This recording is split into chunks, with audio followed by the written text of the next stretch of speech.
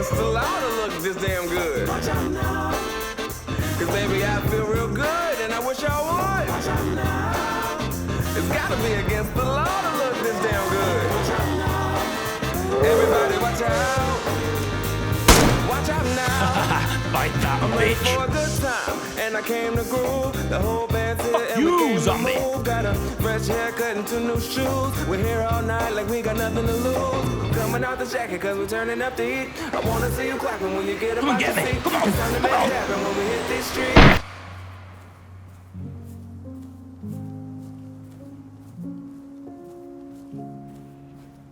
Hello ladies and gentlemen, and welcome to the channel, and welcome to Livonia, the new DayZ DLC. We'll take a look at the new patch notes and see what the devs have added to the game, and whether you should really download this title, whether it's worth it, and is it really an improvement over the old generous map that DayZ players like me, you and the community have come to love. Initially on booting this map up I thought, wow, this is beautiful. But then again, the old DayZ map, I think, was just as good, and it's kind of, if you haven't played DayZ for a while and jump straight into this map, initially you'll think, wow, things have vastly improved. And while there are some areas on this map, such as marshlands and forests and things that are not quite in the other game to this degree, it feels very, very familiar and yet completely different, if that makes sense. Barring the obvious optimizations that the devs always say that they're actually doing and the odd bug fixing, what's really new when it comes to content? Well, if we put the map to one side for a second, of course everybody knows about bears and fishing, and I will be doing videos on both of those at a later point if you, my subscribers, are interested in me doing that. So what's new, really? Well, there are 2 new weapons in game, and according to the devs, a lot of areas on this map have been updated with new assets, and new environments and buildings have been given a little bit of love and a little bit of magic with new things such as roadblocks and burnt out cars, etc. Now, when it comes to vehicles, one of the gripes I had with the previous map was if you were a solo player like I tend to play, then the chances of you finding all the parts for a vehicle and finding fuel was just too long-winded, never really lived long enough in order to be able to find a vehicle. Well, now on this map, supposedly out there in the wilderness, you can find fully formed vehicles with, occasionally, limited fuel in the tank. Now, where you're going to hide that vehicle, etc., well, that's a different matter, but that's all part of the joy and love of DayZ. One of the nice aspects about this new map is the survival aspect. This map rains a lot with thunderstorms and rain showers. This means getting caught out in the woods or out in the environment in the fields during storms, you will get sick and cold much, much quicker. Food and heating are much more integral to the survivability now of this title. Food is less, so you will have to go out there and consider if you're going out on the other side of the map or into a long location away from your starting point, food and water need to be considered much more. Now, I am told by people in the community, but I couldn't really find any evidence of this in any of the patch notes, that the zombies are much more aggressive now.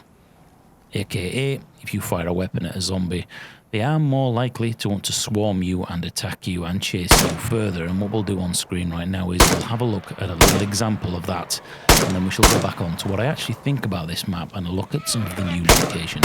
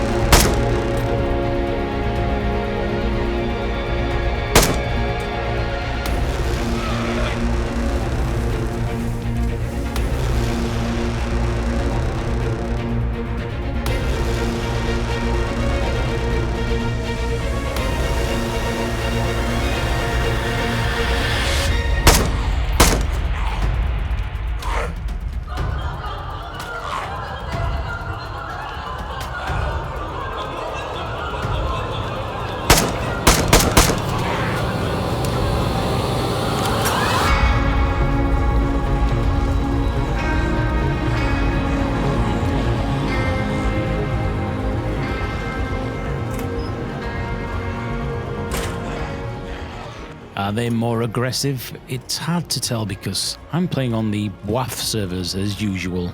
Great community and a great server, and I get fantastic ping on this server, and they have lots of mods on.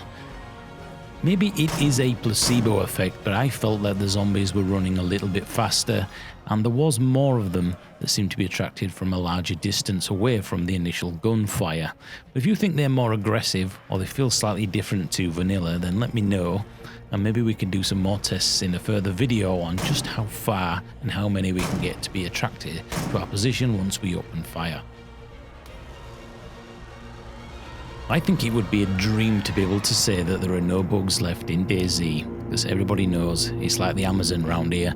It's buggy as a buggy thing. Occasionally you cannot pick up items from the floor, you have to drag them to your hands and then drag them into your inventory, which is a real pain in the middle of a firefight. If there's something quickly you find, such as a grenade or a mine that you want to put down, you simply can't do it, and it's these small things that are very frustrating. You will have noticed as I came down the ladders there on the silo that the zombie at the bottom was magically transported to the top. It's these little things that add a comedic value to the title, but if you're wanting to get that serious immersion and simulation vibe, these bugs are a hindrance, and why haven't they really been fixed now that the new DLC has been released? As we mentioned earlier, one of the aspects of this map is that it rains a lot. Now, while here on the WAF server, they don't really allow night times, which as many people know is a massive grudge of mine.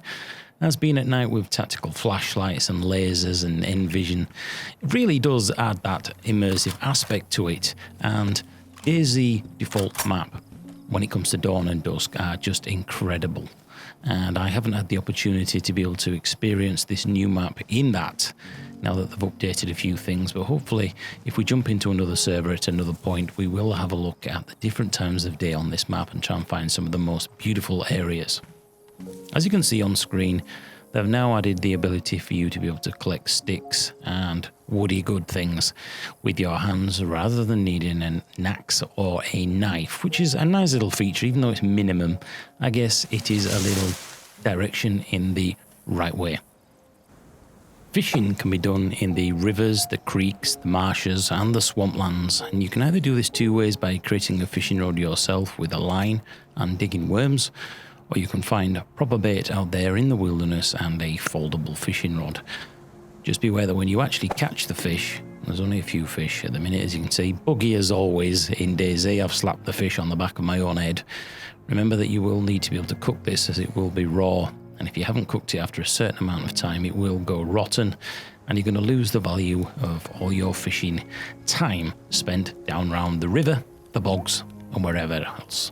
You will need a campfire or a fireplace, and make sure you put this in a cooking pot in water, as I tried everything in order to be able to get this fish to be able to be skewered on a stick, and it simply would not let me. And remember, if you can't pick items up, it's due to the bugginess of DayZ. Again, you need to drag these items into your hands occasionally and then drag them into your inventory. So what do I really think about this DLC, and is it worth it?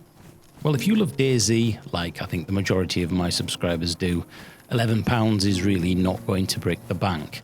And while many areas on this map feel very, very familiar, we are told that the map is slightly smaller than generous because they want to try and enforce the more opportunities that you will have for engagements, both friendly and enemies.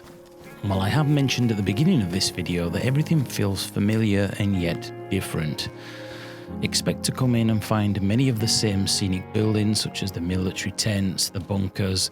A lot of the houses are exactly the same as they were in the original map. But then again, if this is kind of an imaginary expansion to that map, then it would make sense that a lot of the assets and the buildings would be in that same style. This map is big. Even though it's smaller than Generous, the map is still huge, and there are probably a lot of areas I have still got to discover. And maybe in another one of my videos we can do another boots on the ground hiking video, and we can go off and try and find some of the interesting locations that are actually out there. There will be, no doubt, areas such as the Northwest Airfield and some at Tidzy that were on the other map that will eventually become hotspots for the PvP and people looking to get the military gear.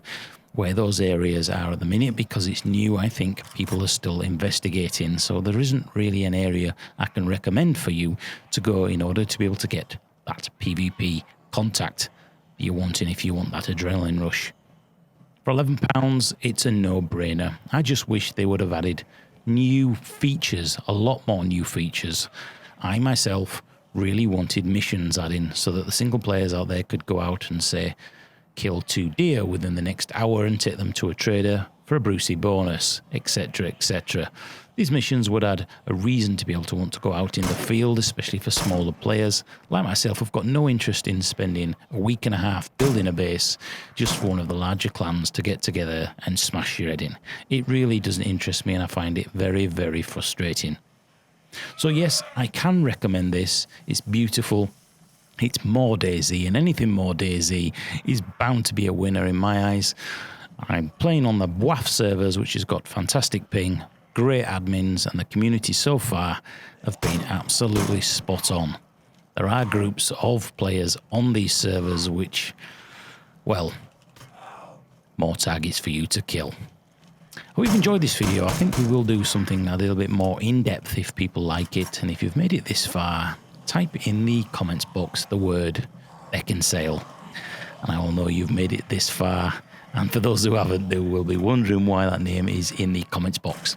But anyway, if you'd like me to do some more DayZ, cover some of the weapons and anything else in the wonderful world of DayZ, or any other title you can suggest, then hats off and salute to you. In the meantime, I'm going to get boots on the ground here in Livonia, and I'm going to smash some zombies' heads. Thanks for watching. Subscribe, like, share, and all that good stuff. Bye-bye. It's gotta be against the law to look this damn good. Hey, baby, I feel real good, and I wish I would. It's gotta be against the law to look this damn good, baby. Everybody watch out. Everybody watch out. Watch out.